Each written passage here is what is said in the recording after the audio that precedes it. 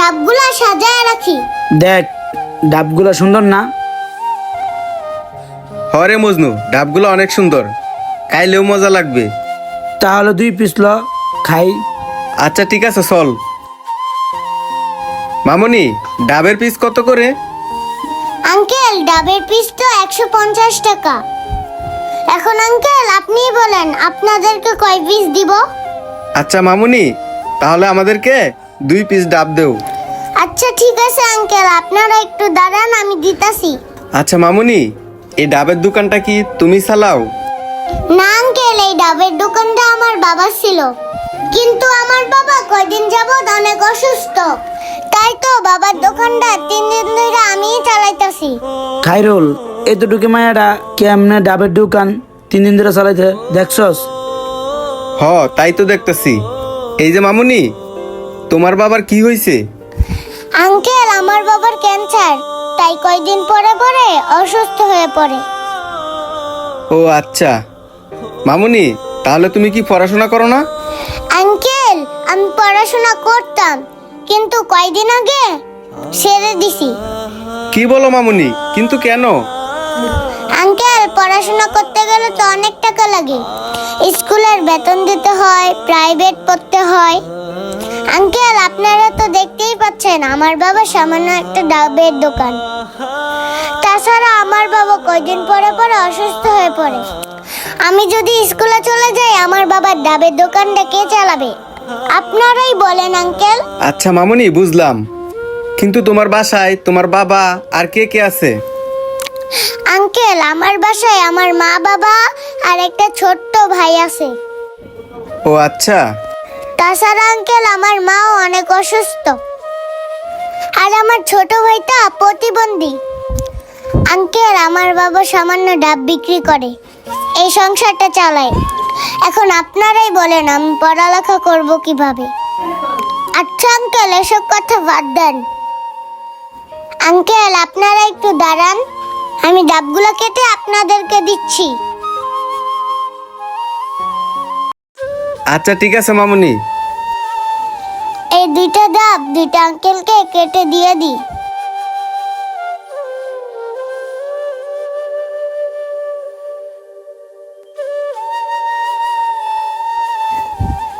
এই ধরেন আঙ্কেল।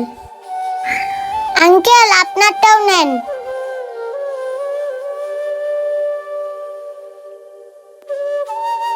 মামুনি, তোমাদের ডাবগুলো তো অনেক মিষ্টি। মামুনি, ও সত্যিই বলছে, তোমাদের ডাবগুলো না অনেক মিষ্টি। হ্যাঁ আঙ্কেল, আমাদের ডাবগুলো অনেক মিষ্টি, কারণ আমরা নোয়াখালী থেকে ডাব আনি। ও আচ্ছা, তাই নাকি? তোমার বাবা সেই নোয়াখালী থেকে ডাব আনে? জি আঙ্কেল। আচ্ছা মামুনি, আমাদের বিল কত হয়েছে? আঙ্কেল, আপনাদের দুজনের বিল হয়েছে 300 টাকা। খাইরুল, তাহলে তুই 300 টাকা দিয়ে দে। আচ্ছা ঠিক আছে, তুই দাঁড়া, আমি ওর টাকাটা দিতেছি। খাইরুল, তোর তো টাকার অভাব নাই। এই পিচ্ছি মেয়েটা টাকার জন্য পড়ালেখা করতে পারতেছে না, আর তার বাবা আর তার ফ্যামিলিটা পুরোটাই অসহায়। আর দেখ তুই কত টাকা কত দিকে নষ্ট করতেছস, আর এই টাকা তোর এনে দিলে ক্ষতি হইব না, বরঞ্চ তোর লাভ হইব। হরে মজনু, তুই যেভাবে আমাকে বলতাছস, আমি তো কখনো এভাবে চিন্তা করে দেখি না। আমি তো কত টাকা কতভাবে নষ্ট করতেছি, আর ওই টাকাটা ওরে দিলে ওর অনেক উপকার হবে। ওর বাবার চিকিৎসা করাইতে পারবে, ও পড়াশোনা করতে পারবে, ওদের সংসারটা ভালো মতো চলবে। আচ্ছা, এত কথা না বলে তুই টাকাটা এখন দিয়ে দিন। আচ্ছা ঠিক আছে মজনু। মামুনি, এই টাকাটা রাখো।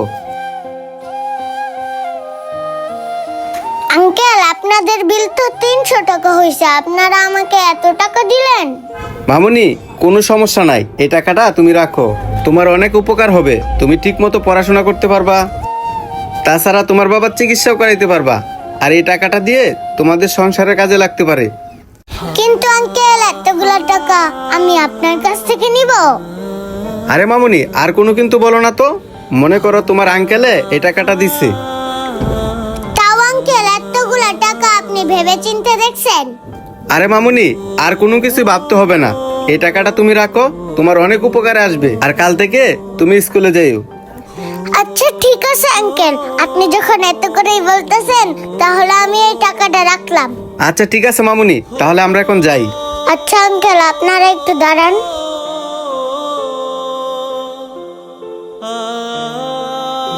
এই ধরেন, এই ডাবগুলা রাখেন, বাসায় নিয়ে যেয়ে খাইয়েন। আরে মামুনি, এই ডাবগুলা দেওয়ার কি দরকার ছিল? আঙ্কেল, এই ডাবগুলা আপনারা বাসায় নিয়ে যেয়ে খাইয়েন। এটা আমার পক্ষ থেকে আপনাদের জন্য গিফট। ঠিক আছে মামুনি, তাহলে তুমি থাকো, আমরা চলে যাই। আচ্ছা আঙ্কেল।